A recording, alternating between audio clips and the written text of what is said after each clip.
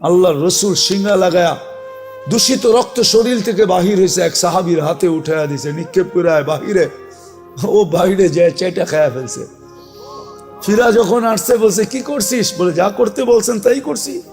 তো ধমক দিয়ে জিজ্ঞাসা করছে সত্য বল। বলছে ইয়া রাসূলুল্লাহ, সুগরান ছাড়া কিচ্ছু ছিল না। মনকে বুঝাইতেছিলাম নিক্ষেপ করি, আল্লাহ রসুল বলছে জিব্বা যে কখন চেটা ফেলছে জানিও না। আল্লাহ রসুল বলছে শরীর জাহান্নামের উপরে হারাম।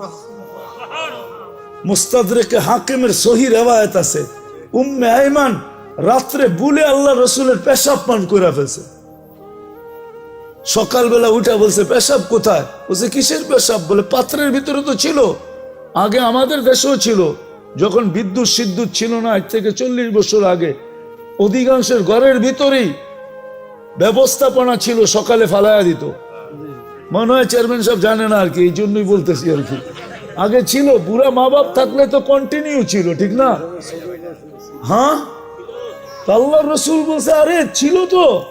বলছি ইয়া রাসূলুল্লাহ, গরমের দিন পিপাসায় কাতর হয়ে উঠছি, সামনে তাকায় দেখছি পানি, নাক লাগায় দেখছি সুগরান পান করে ফেলছি। আল্লাহ রসুল বলছে মৌত পর্যন্ত তোর আর খিদা লাগবে না। লাগেও নাই, ওনার কোনোদিন খিদা লাগতো না।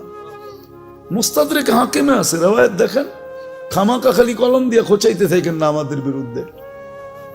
আগে মুস্তাদরেকে হাকিম দেখেন, লেখা আছে সহি রিওয়ায়াতের ভিতরে, যে রসুলের আবু তালেবের ওয়েট সবচেয়ে বেশি হতো।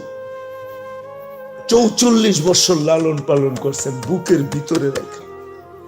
মুহাম্মদুর রাসূলুল্লাহর চাচা 44 বছর অভিভাবক ছিলেন, বুকের ভিতরে রেখা পালছেন। নিজের সন্তানদেরকে এরকম পালেন নাই। ওই চাচাকে নিজের হাতে কবরে নামাইছেন, নিজের হাতে আর নামাইছেন, আর বলছেন আম্মি আম্মি মা তারাক্তালি সাবিলা, চাচা আমার জন্য কোনো রাস্তা রাখলেন না, তারপরও আমি চেষ্টা কম করবো না। তারপরেই উঠে হাত উঠায় দিয়েছেন।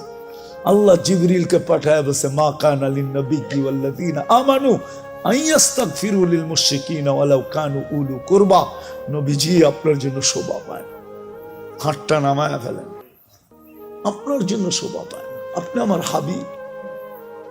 সত্য এটা, আল্লাহ কালকে মাপবে দিনের মিটার দিয়ে, আর কোন মিটার দিয়ে মাপবে না। এখন দোকায় থাকতে পারি বটে, আমার সমাজের অনেক মানুষ আছে দোকায় আছে, দোকায়। যুবক দোকায় পড়ো না, আসো। কথা লম্বা করলে অনেক লম্বা হয়ে যাবে, এতটুকুই যথেষ্ট যদি বুঝে আসো, আসো।